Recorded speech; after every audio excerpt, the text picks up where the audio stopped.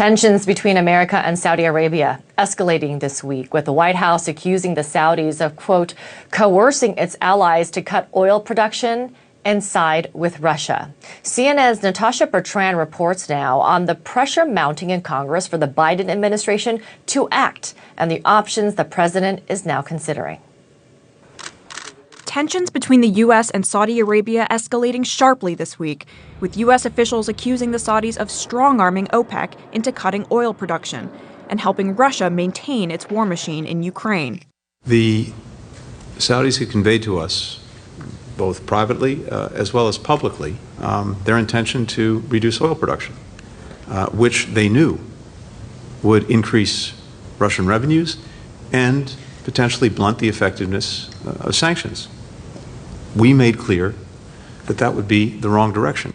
The OPEC Plus decision to cut oil production by as much as 2 million barrels per day has rattled the White House, which now says it is reevaluating its relationship with the Saudis, one of the U.S.'s most important Middle East allies, just months after President Biden traveled to Jeddah in an effort to mend an already faltering relationship. I am in the process when the House and Senate gets back. They're going to have to. There's going to be some consequences for what they've done with Russia. Multiple sources also telling CNN that other OPEC Plus members, including the United Arab Emirates and Iraq, opposed the Saudi-led decision. Those countries have now indicated to the U.S. that they may not move forward with the kind of huge cuts that Saudi Arabia wants, one of the sources said.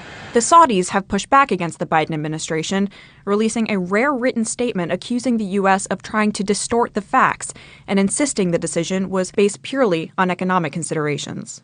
Saudi Arabia is not siding with Russia. Saudi Arabia is taking the side of trying to ensure the stability of the oil markets. As the Biden administration considers how to punish Saudi Arabia, a senior official tells CNN they've been purposefully vague to keep the Saudis guessing. But one option lawmakers are considering is to ban future weapon sales to the country once Congress is back in session. I think it's unlikely that we will support any additional arms sales to the Saudis. This was a punch in the gut. There are currently no imminent weapon sales to Saudi Arabia in the pipeline, though, and experts are skeptical that the relationship will fundamentally change.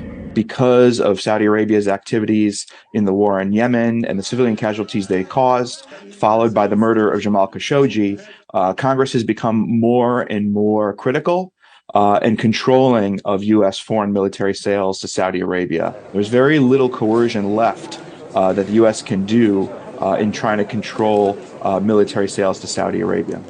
Now, a U.S. official told CNN that the OPEC announcement was, quote, a lot of theater and is ultimately unlikely to take the full 2 million barrels of oil per day off the market. But the U.S. is looking to OPEC's next meeting in November to see whether the cartel stays on this path. Shalom, shalom. HALALYAM, YAHAWAH, BAHASHAM, QADASH. Double honors to the elders and apostles of Great Millstone to teach them well. Peace and salutations be to all for the light. But that's Kabar, coming to you from the prophets in Babylon camp here in Tampa, Florida. All right, and this lesson is going to be going into this video concerning the oil, them cutting back on oil. All right. And this is causing tensions between the U.S. and all these other countries that are cutting back on oil. Because Russia's got its allies, it's coercing its allies to cut back on their oil production so that the U.S. can struggle even more. You know, they said something about starting May. Are they going to be cutting back on it? You know, and the U.S. is now, it's in a panic mode because these countries are abandoning it. You know, I just did a lesson, you know, on it. I believe last night I did a lesson on it real quick. But here it is today. There's more information coming out on it. So where U.S. is trying to find themselves out of this pickle, but they said tensions is arising between the U.S. and Saudi Arabia. You know, it's only going to be a little while before it starts arising with all the other nations. All right, but let me grab this. It's going to be a quick hit. In the book of Habakkuk, chapter 2 and verse 3, for the vision is yet for an appointed time, but at the end it shall speak and not lie. Though it tarry, wait for it, because it will surely come. It will not tarry. So the Lord has expressed, you know, in these scriptures that time's coming, and there's nothing you can do to avoid that time, you know. Grab this.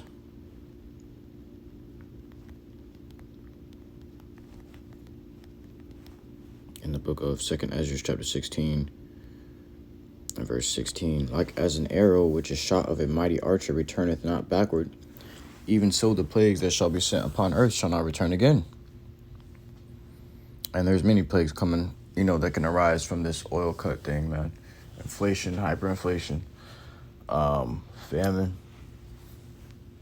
you know, of food and water, you know, insurrections, you know, riots, death, destruction, war. A lot of things can arise from the situation that America's gotten themselves into just by them cutting back on oil, you know, oil production, because they're going to leave America itself in a bind, and America's quickly descend from being a first world country to a fourth world country, you know, or maybe third world, you know, because they ain't gonna have the resources that they need anymore to keep this country functioning. And oil is a very important resource. That's where, you know, you keep your cars running with, you know, a lot of industrial factories or whatever, and a lot of machines that is used to build up this kingdom and maintain this kingdom is dependent upon oil. So majority of things here depends upon oil, you know, and if that's the case, then what happens when you don't have any more oil? You know, the nation begins to suffer. That's exactly what's going to happen. If we grab verse 14, starting at verse 14, it says, Behold, the plagues are sent and shall not return again till they come upon the earth. The fire is kindled and shall not be put out till it consume the foundation of the earth. Like as an arrow which is shot of a mighty archer returneth not backward, even so the plagues that shall be sent upon earth shall not return again. All right, let me grab this, because this is similar to those plagues not returning anymore. Ezekiel 21:5, that all flesh may know that I, the Lord, YAHAWASHI, have drawn forth my sword out of his sheath. It shall not return anymore. So it's not these nations that are declaring war against Babylon. 144 calling YAHAWASHI. It's not really these other nations that are declaring war against Babylon. It's the Lord that has declared war against Babylon. And he's going to do it through these other nations. He's going to destroy Babylon through these other nations, man. You know.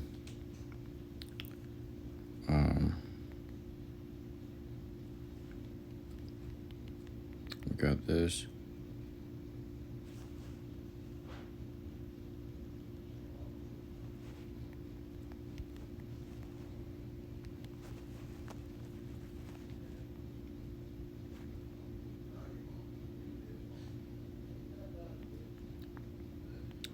It says, the book of Matthew, chapter 24, verse 6, it says, And ye shall hear of wars and rumors of wars. See that ye be not troubled, for all these things must come to pass, but the end is not yet. For nation shall rise against nation, and kingdom against kingdom, and that's what we're seeing now. And there shall be famines, which is going to happen, you know, after these nations are rising up against each other. It says, And there shall be famines, and pestilences, and earthquakes in diverse places. All right? All these are the beginning of sorrows. Okay, so there you have it.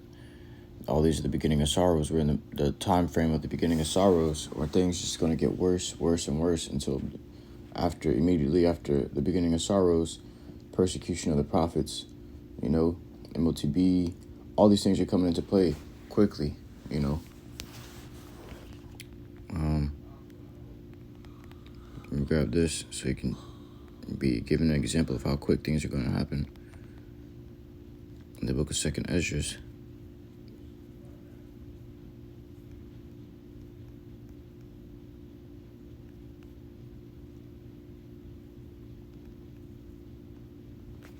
In the book of, actually, let me grab 1 Thessalonians 5:3 real quick. For when they shall say peace and safety, then sudden destruction cometh upon them, as travail upon a woman with child, and they shall not escape. Now, in the class I did, I think it was yesterday, There was an article about it saying that the U.S. dollar would never fail. But why is the U.S. panicking in that case? The U.S. dollar would never fail if the U.S. is so undefeatable, if it's the hammer of the whole earth, right? Which it is. But if it can't be stopped, why are they panicking when Saudi Arabia is talking about, cutting that oil back? They can't explain those things. They're just moving off of emotion and pride. Oh, Babylon, America will never fall. These other countries don't understand who we are. No, they understand who you are very well. That's why you're going to get destroyed. 2nd Ezra 16:38. As when a woman with child in the 9th month bringeth forth her son, with 2 or 3 hours of her birth, great pains compass her womb. Which pains, when the child cometh forth, they slack not a moment. Even so shall not the plagues be slack to come upon the earth, and the world shall mourn, and sorrow shall come upon it on every side. So when you're expecting to get a break from a plague, another one's going to come right after. It's going to be a famine. You're going to expect to get a break. You're going to expect to get food and shit out of nowhere. And out of nowhere, it's going to be pestilence. Pestilence come, people going to be getting sick. You're going to survive one of the diseases. You may survive one of the infections or diseases somehow, some way, And then what? These other nations began raiding the country and flushing your ass with a sword. Babylon itself begins to flush you with a sword and put you in the FEMA camps. It ain't going to be no escape, man. As the scriptures say here, as if a man did flee. Grab it.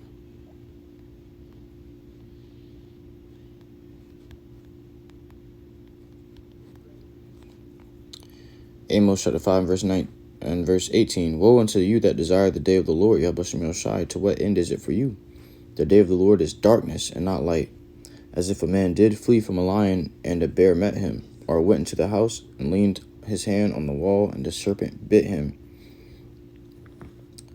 All right, so there you have it. And it's going to be a time where it's going to be full of dangers and peril, where it's going to be like